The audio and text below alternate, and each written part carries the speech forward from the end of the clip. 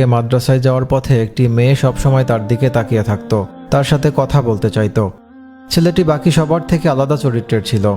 সে মেয়েটির দিকে তাকাতো না, কথা বলতে চাইতো না। হয়তো এরকম অনাগ্রহ দেখেই মেয়েটি আরও ক্ষিপ্ত হয়ে উঠেছিল। একদিন মেয়েটি ছেলেটিকে তার ফাঁকা বাড়িতে ডাকল। ছেলেটি স্বাভাবিকভাবেই রাজি হলো না। কিছুদিন পর মেয়েটি একটি কৌশল অবলম্বন করল। মেয়েটি তাদের এক দাসীকে শিখিয়ে দিল, ছেলেটিকে বলবে, এই বাড়িতে একটি ছোট বাচ্চা আছে, বাচ্চাটি খুবই কান্নাকাটি করছে, আপনি একটু এসে বাচ্চাটিকে দোয়া পড়ে ঝাড়ফুঁক দিয়ে যান, তাতে হয়তো বাচ্চাটি শান্ত হবে।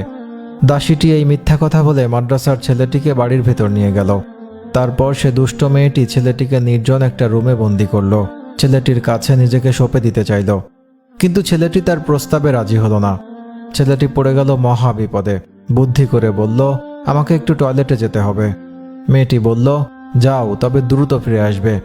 ছেলেটি বাধ্য হয়েই টয়লেট থেকে নোংরা পানি নিয়ে তার পুরো শরীরে মেখে নিল, যাতে তার শরীর থেকে বিশ্রী গন্ধ বের হয়।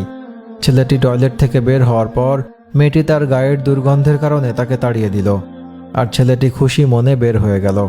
তারপর গোসল করে মাদ্রাসায় গিয়ে ক্লাসে প্রবেশ করল।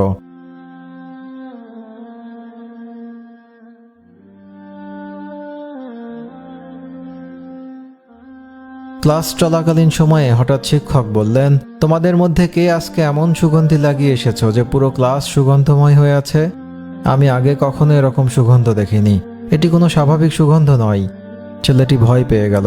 মনে মনে ভাবল, হয়তো তার গায়ে কোথাও ময়লা লেগে আছে, অথবা ভালো করে ধোয়া হয়নি, সেখান থেকে মনে হয় দুর্গন্ধ বের হচ্ছে।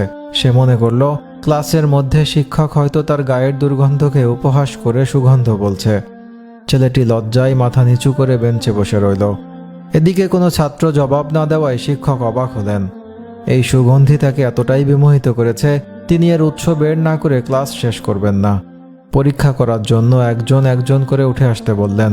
আশ্চর্যের বিষয়, কারো কাছেই এই সুগন্ধি পাওয়া গেল না। অতঃপর শিক্ষক মহোদয় দেখলেন, একটা ছেলে ক্লাসের সর্বশেষ বেঞ্চে মাথা নিচু করে বসে আছে।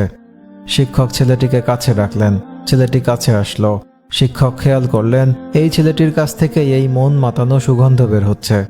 শিক্ষক ছেলেটিকে প্রশ্ন করলেন, তুমি এই সুগন্ধ লাগিয়ে এসেছো, কিন্তু আমাকে বলছো না কেন? বলো, এই সুগন্ধি কোথায় পেয়েছ? ছেলেটি ভয়ে কাঁদতে আরম্ভ করল। শিক্ষক আরও বেশি অবাক হলেন এবং ছেলেটিকে জিজ্ঞেস করলেন, তুমি কাঁদছো কেন?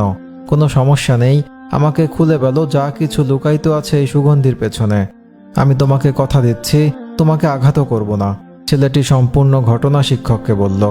সবকিছু শুনে শিক্ষক ছেলেটিকে বুকের সাথে জড়িয়ে ধরে অঝোর ধারায় কাঁদতে শুরু করলেন। তারপর মাদ্রাসার সকল ছাত্রদের ডেকে বললেন, তোমাদের কেউ যদি একজন জান্নাতি সাথী দেখতে চাও, তাহলে আমার এই ছাত্রটিকে দেখো। আল্লাহর ভয় আর তাকওয়ার পরীক্ষায় সে এই বয়সেই কিভাবে উত্তীর্ণ হয়েছে, যার নমুনা স্বরূপ আল্লাহ তাআলা তার শরীরে জান্নাতি সুবাস ঢেলে দিয়েছেন। সুবহানাল্লাহ। ছেলেটি আর কেউ নন, তিনি হলেন হযরত ইমাম গাজ্জালী রাহমাতুল্লাহ আলাইহি।